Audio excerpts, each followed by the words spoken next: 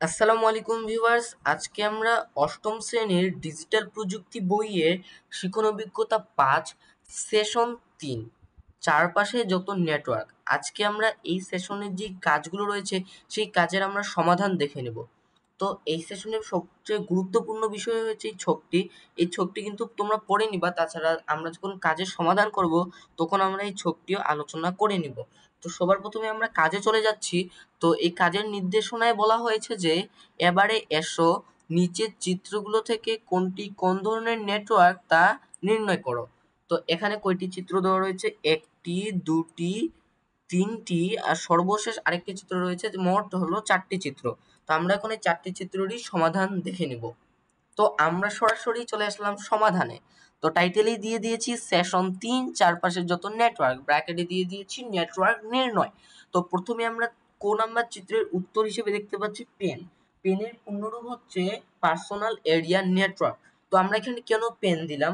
পেনের সংজ্ঞাটি হচ্ছে এমন যে আমাদের প্রয়োজনে কম্পিউটারকে অন্য যন্ত্র বা ডিভাইসে যুক্ত করে কাজ সেরে নিই। যেমন ল্যাপটপের সাথে প্রিন্টারের সংযোগ, এই সংযোগটিও এক ধরনের নেটওয়ার্ক। এই ধরনের ব্যক্তিগত নেটওয়ার্কই হলো পার্সোনাল এরিয়া নেটওয়ার্ক। তো আমরা এখানে দেখতেই পাচ্ছি একটি কম্পিউটারের সাথে একটি পিসি, একটি মোবাইল, একটি ওয়াইফাই, এটা রাউটার তো বলা যাচ্ছে না, বলতে পারছি না এর নাম কি, তোমরা চাইলে আমাকে কমেন্ট করে জানিয়ে দিতে পারো।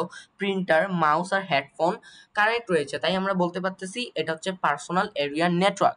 তারপরে 2 নাম্বার চিত্রটির উত্তর হিসেবে আমরা দেখতে পাচ্ছি লেনের পূর্ণরূপ হচ্ছে লোকাল এরিয়া নেটওয়ার্ক।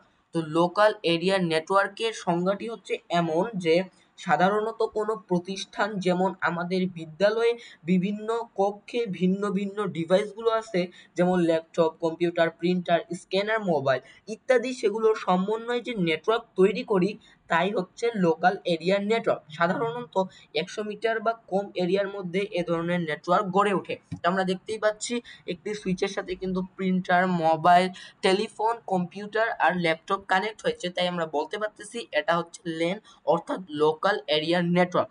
তারপরে নাম্বার চিত্র অর্থাৎ 3 নাম্বার চিত্রে আমরা দেখতে পাচ্ছি উত্তর হিসেবে দেওয়া হয়েছে মেন।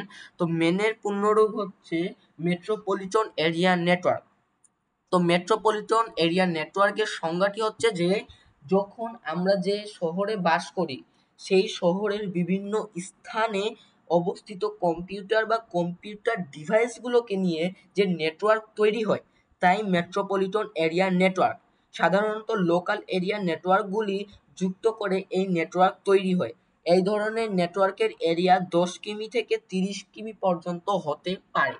তো আমরা দেখতে পাচ্ছি একটা ক্লাউডের সাথে কিন্তু একটা তোমার এখানে সবগুলোই লেন নেটওয়ার্ক। তো একটা ক্লাউডের সাথে কতগুলো লেন নেটওয়ার্ক কানেক্ট রয়েছে, অর্থাৎ একটা লোকালের সাথে কিন্তু একটা বিশাল বড় কানেকশন হয়েছে, তাই এটার নাম হচ্ছে মেট্রোপলিটন এরিয়া নেটওয়ার্ক। সর্বশেষ চিত্রটি কিন্তু একটু বিশাল, তো আমরা একটু জুম করে নিই তাহলে তোমাদের দেখতে একটু সুবিধা হবে। তা তোমরা দেখতেই পাচ্ছ এখানে যে এখানে একটা ক্লাউডের সাথে কত কি কানেক্ট হয়েছে। এখানে একটা ক্লাউড, এখানে একটা ক্লাউড, এটার সাথে আবার আরো দুটা ক্লাউড যুক্ত হয়েছে, এখানে আরো লেন যুক্ত হয়েছে।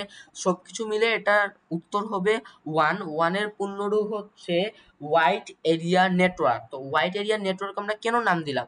ওয়াইড এরিয়া নেটওয়ার্কের পূর্ণরূপ হচ্ছে, অর্থাৎ এটার সংজ্ঞাটি হচ্ছে বিস্তৃত ভৌগোলিক এলাকা জুড়ে বিভিন্ন ধরনের নেটওয়ার্কের সংযুক্তির মাধ্যমে ওয়াইড এরিয়া নেটওয়ার্ক তৈরি হয়। এটি একটি অঞ্চল, দেশ বা অনেকগুলো দেশ নিয়েই তৈরি হতে পারে। যেমন নেটওয়ার্ক সারা বিশ্ব জুড়ে বিস্তৃত একটি ওয়াইড এরিয়া নেটওয়ার্ক। তো আমরা কিন্তু বুঝতেই পারলাম যে কিভাবে এই নেটওয়ার্কের চিত্রগুলো চিহ্নিত করতে হয়। তারপর একটি কাজ রয়েছে পরবর্তী সেশনের প্রস্তুতি, যেখানে একটা প্রস্তুতিমূলক কাজ রয়েছে। তো আমরা এখন এই প্রস্তুতিমূলক কাজেরও সমাধান দেখে নিব। তো এখানে বলা হয়েছে ডেটা বা তথ্য কিভাবে চলাচল করে তা কি আমরা জানি? নেটওয়ার্কের মাধ্যমে কিভাবে তথ্য চলাচল করতে পারে তা নিয়ে কি আমরা চিন্তা করব, এবং প্রয়োজনে আমাদের চিন্তাগুলো বাড়ির কাজের খাতায় লিখে ফেলবো। তো এখানে আমি প্রথমে টাইটেলে দিয়ে দিয়েছি ডেটা বা তথ্য কিভাবে চলাচল করে। তো ডাটা প্যাকেট, তথ্য বা ডেটা নেটওয়ার্কের মাধ্যমে প্যাকেট আকারে পাঠানো হয়। একটি বড় ডেটা বা ফাইলকে ছোট ছোট অংশে ভাগ করা হয়, যেগুলোকে প্যাকেট বলা হয়।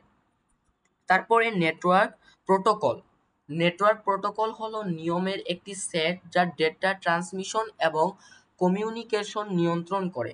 উদাহরণস্বরূপ টিসিপি অথবা আইপি প্রোটোকল ইন্টারনেট কমিউনিকেশনের জন্য ব্যবহৃত হয়।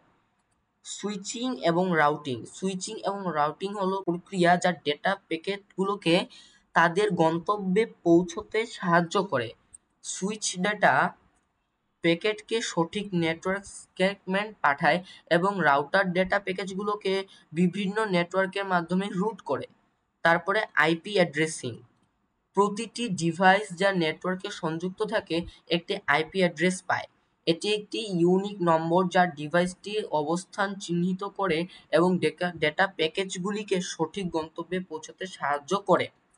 তারপরে ম্যাক অ্যাড্রেসিং, প্রতিটি নেটওয়ার্ক ইন্টারফেস কার্ড এনআইসি একটি ইউনিক ম্যাক অ্যাড্রেস পায়।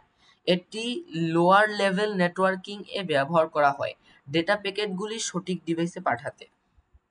তারপরে ডেটা ট্রান্সমিশনের জন্য বিভিন্ন ধরনের মিডিয়া ব্যবহৃত হয়, যেমন ইথারনেট কেবল, ফাইবার অপটিক্যাল কেবল এবং ওয়্যারলেস সিগন্যাল।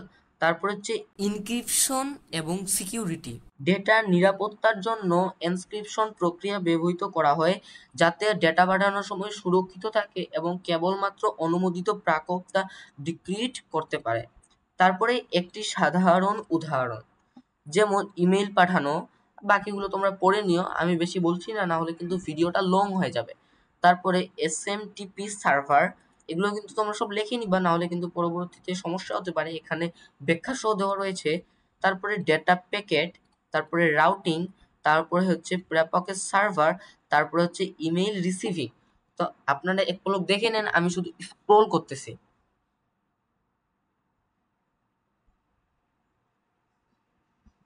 তো আপনারা দেখেই নিলেন এখানে কিভাবে এগুলো রয়েছে।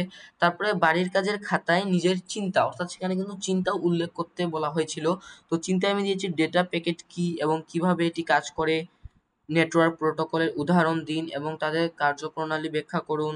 তারপরে আইপি অ্যাড্রেস এবং ম্যাক অ্যাড্রেসের মধ্যে পার্থক্য কি, তারপরে ডেটা ট্রান্সমিশনের বিভিন্ন মিডিয়ার উদাহরণ দিন, কিভাবে এনক্রিপশন এবং সিকিউরিটি ডেটা ট্রান্সমিশন সুরক্ষিত করে। তো এখান থেকে কিন্তু সেশন 2 এর সম্পূর্ণভাবে সমাপ্ত। আর এখন পর্যন্ত তোমরা যারা এখনো আমাদের এই চ্যানেলটি সাবস্ক্রাইব করোনি, দয়া করে সাবস্ক্রাইব করে দিবা যাতে আমাদের আপলোড করা নতুন ভিডিওগুলো তোমরা প্রথমেই পেয়ে যাও। আর যদি মনে হয় এই ভিডিওটি হেল্পফুল তাহলে কিন্তু অবশ্যই একটি লাইক করে দিবে। ধন্যবাদ সবাইকে।